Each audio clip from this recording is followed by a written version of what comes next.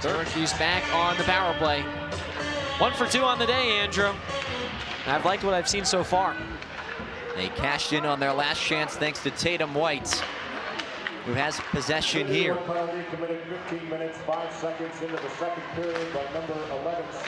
Gendron to the point, shot tip, and they score! Jackson Kinsler got a piece of it.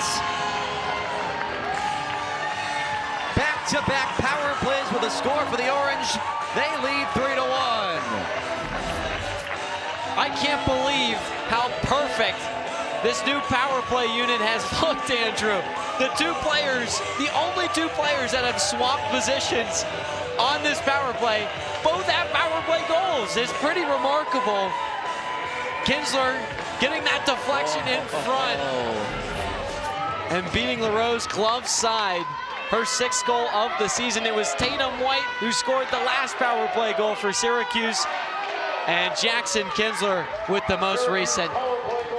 What a day it's been for Jackson Kinsler. Had a pair of assists on the first 2 goals and now gets her first of the game on the score sheet, putting the puck in the back of the net for her 6th of the campaign. And of course, coming over from BU, didn't attribute too much success with the Terriers, but what an impact she's had in her year 1 with the Orange. Her ability to generate so much speed, Andrew, in such a quick amount of time, her quick bursts really separate her figuratively and literally on the ice, because her foot speed is so impactful. And then to be going at those high rates of speed and to get shots off, to not be discombobulated with the upper portion of her body, it's truly remarkable and a big skill that this Syracuse team can add. I mean, you raved on it before we got on air today. Her ability to cross over in such tight windows is so impressive. So you can see her fighting down the far boards there. She's got the Orange up 3-1 with 3.5 to go in the 2nd period. Back-to-back goals for the Orange coming thanks to the man advantage. Lindenwood looking for some sort of answer as they look to avoid losing their 6th straight.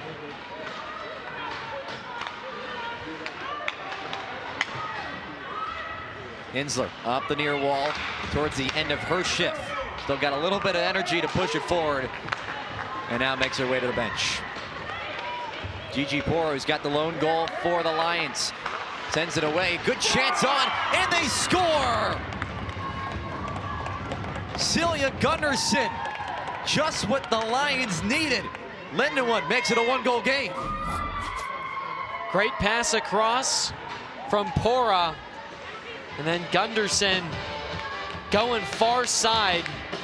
So you can see her settling that puck. Got Fiala and Kelly sliding over to their left. She shoots left and finds the back of the net. Give credit to Lindenwood, Andrew. Every time Syracuse has scored, they've been right there to answer back. And now it's just a 1-goal game after it seemed like the Orange were going to run away with it. 5th of the season for the freshman from Norway. As Allie Kelly got a piece of that one, Gino, but just not enough to keep it out of the net. 2 of the lower goal-scoring teams in the conference putting on a pretty big offensive showcase here through not even 2 periods of action. Zarella in front. LaRoe's got her stick to it, and I don't know if she realized where that one was. North Carolina leads 40-28, 7:13 to play in quarter number 3. Annie Navarre gets the screen from Gokdang, goes right downhill, but a foul off the ball on her way to the cup. Goes against Isabel Verajal for the push. That being her first personal foul. I like the subs here of Schmidt and Wilson. They've done a really good job of putting in effort on the defensive end for Syracuse. Fresh 20 seconds on the shot clock. North Carolina goes back to work, where Gokdang in the middle, fouled from behind on the way up. My, oh my, Griffin, they just cannot contain number 5 in the middle. They're really not trying anything different either. They're just giving Gokdang one-on-one with Verajal on the inside, and that's just proven not to work. I'm not sure why they keep overly going back to it. The former Boston College Eagle shoots 2 at the charity stripe. Perfect on the first. Was named to the Lisa Leslie Center of the Year preseason watch list, and for good reason. She's up to 18 points in this contest. 8 of 11 from the field. And 2 for 2 at the charity stripe on this possession. North Carolina 42, Syracuse 28. 3 minutes played in the third quarter. Orange going from right to left. Olivia Schmidt to handle on this possession, sends it left wing for Georgia Woolley. Woolley, Syracuse's leading scorer, just over 15 points per game, still looking for her first points of this second half. Berajau has it in the far corner. Handoff for Woolley with 6 to shoot for the Cuse. Woolley puts the ball on the deck with the left hand, waltz her way to the middle, puts a one-legged jumper up off the back iron and out. Offensive rebound, though, there for Burrows. Schmidt open on the left wing, 3. Needed it and got it. Big 3 for Olivia Schmidt, the freshman. It's an 11-point game, 42-31 Tar Heels, 6:15 remaining in the third quarter. Tar Heels back to work on offense. Toomey at the free throw line, puts the ball on the deck, and she's fouled with a reach-in against Sanaya Wilson, who put her right hand in the cookie jar, call for the foul. It's now 3 straight games with a triple for Olivia Schmidt. Really done a good job coming on strong here in her minutes off the bench. Had a career-high 26 minutes off the bench over the weekend and using that, living up to that Energizer Bunny role. Yep. Earlier in the week, head coach Felicia Leggett-Jack giving her that nickname as the Energizer Bunny because she's so scrappy. She'll do everything on the floor. She'll take care of the floor with the Libman washer, if you will, as we get a substitution. Maddie Potts checks in for Sanaya Wilson. The Orange get a little bit smaller on the floor. Corner 3 for Donarski, far side, misses. Gokdang right there for the miss. Missed the offensive rebound. Second chance is true. No one was there for the Orange to clean up Gokdang. And she is exploding in this ball game. UNC 44, Syracuse 31. 4 minutes gone, third quarter. Other side, Woolley answers with a 3. Fourth triple for Georgia Woolley. A 10-point ball game once again. 5:4 to go, third quarter. Kelly the other way, the mid-range jumper. These two teams continue to trade punches at either end. North Carolina in front, 46-34. 5:37 remaining in the third quarter. Syracuse in its own backcourt going from right to left. And how about the offensive output in this third quarter, Griffin? Really picking up. It's basically Gokdang versus Woolley, and Woolley's the only thing keeping Syracuse within the arm's reach right now. And we got an all-star showdown going out right now between the two number 5s on the floor. Woolley's got possession right now for Syracuse at the block S. Dribbles with the right hand, knives down right alley, leaves it off for Schmidt. Toss inside near block for Verajau. Kicks it out straight away for Schmidt. Well guarded by Chris. Turnaround jumper for Verajau is short as the shot clock expired. Defensive rebound for North Carolina. Donarski in transition the other way. Kelly near corner for India Navarre. Drives down the baseline. The reverse layup is in. How about Navarre getting fancy on the baseline drive for 2. Back to a 14-point Tar Heel lead halfway through the third quarter. Syracuse is just discombobulated all over the place on defense. No one knows where they're supposed to be at. Georgia Woolley handles at the top of the key. First touches for Maddie Potts on the right wing. The freshman who came into Syracuse in the middle of the season last year. Schmidt trade away, rattles home a triple. 2 threes for Olivia Schmidt, and she is keeping Syracuse in this game. North Carolina leads by 11, 4.5 to go, third quarter. Bottom of the 6th here at UC Health Park. Thanks for sticking with us on a beautiful Thursday night. 75 degrees here in the Springs. Where else would you want to be? Hudson Ridley and Andrew Della Piana back with you. Dalton Ross still in the bump for Noco, with the Owls leading at 9-4. Noco tacking on 2 more in that last half inning to take this 5-run advantage. But of course, Dalton Ross slamming the door, getting the final 2 outs of the inning. Back-to-back strikeouts. Faces 7, 8, 9 of the Rocky Mountain lineup here in the 6th. Carter Mize 1 for 2 in the ball game. RBI single back in the second. A hard line out to right field in the 4th. Has really turned things around here today after just 1 multi-hit game in the month of August as he ropes the ball into left center field. This ball carrying all the way to the wall.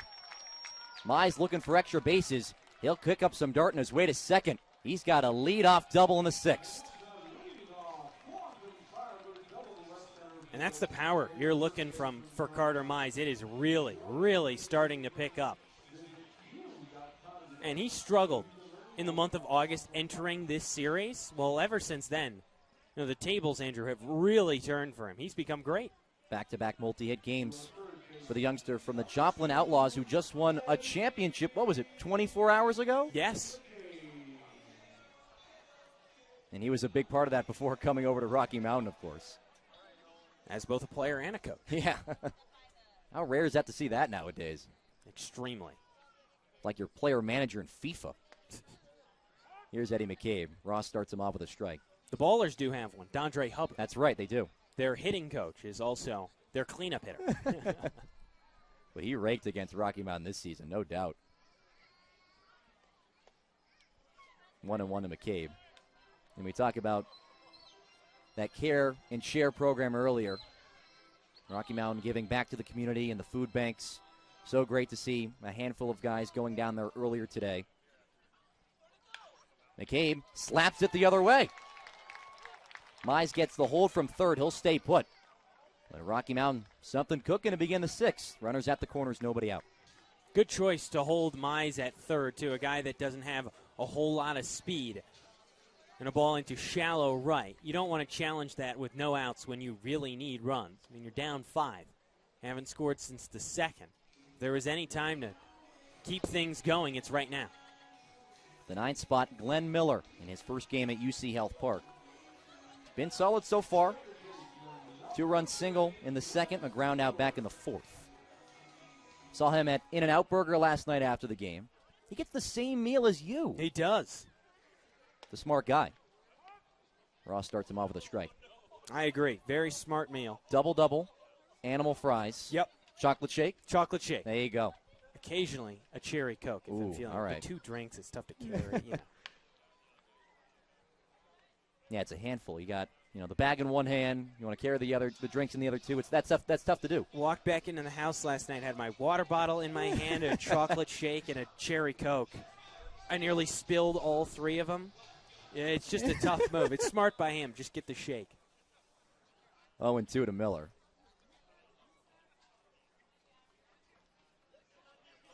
Not too many in-and-outs in Michigan, so, you come out to the West Coast, it's like, wow. At least for me, I was the same way, Hudson. Not too many by 0. The 0-2, a called strike 3 from Ross. That is his 3rd strikeout, and he is pitching masterfully with runners in scoring position tonight. Clip the bottom of the zone beautifully. Whenever you get a changeup from that arm angle, it's so impossible because it looks like a rising fastball. So already you want to swing high in the zone. And then it dips below the bat at the very bottom. It's so incredibly hard. I mean, a big reason why Frank Gonzalez brings in Dalton Ross is because of situations like this. Starts Austin Davis out with a strike. 2nd in the league in appearances, 37 tonight. And ERA creeping closer to 4. Davis 0 for 3 in the ballgame. He calls time at home plate. But anything you can really do to get Ross out of a rhythm right now is a good thing. That arm angle really hard to hit, but come the second time around the rotation, that's when guys start to jump on it. They've seen it before now. Davis pokes it out the other way. Diaz racing back. Is it deep enough? It's over his head. Extra bases for Davis. Mize in to score. McCabe holds up at third. It's an RBI double for AD.